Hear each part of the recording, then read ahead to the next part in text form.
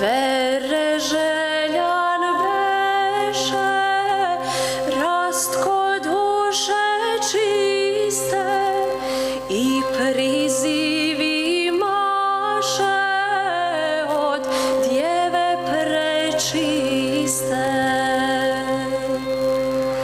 Za svoj narod srpski on sebe prebole, jer vaskrslog Hrista svim srcem zavole.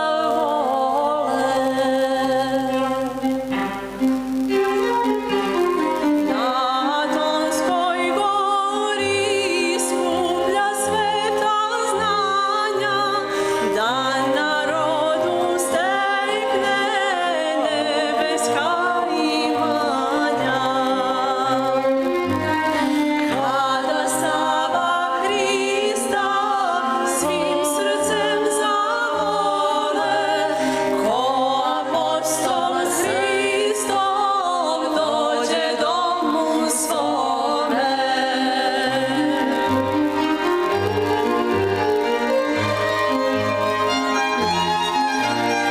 Nek vaskrslo srpstvo slavi Hrista Boga, Nemanjića Savu, svetitelja svoga. Oko svete čaše da nas ujedini i da nas povede ka rajskoj milini. Oko svete čaše da nas ujedini i da nas povede ka rajskoj milini. On pomiri najpre oba brata svoja, pored odra oca svetog Simeona. Pa nastavi hrabro, bez da ikog krivi, gde god Srbin živi, Hrista da doživi. Hrista da doživi. Narod žedan Boga tad odbacit minu, jer poznade pravi put, život i istinu. Sveti Sava dobi vijenac apostolstva, a pod turskim ropstvom vijenac mučeništva.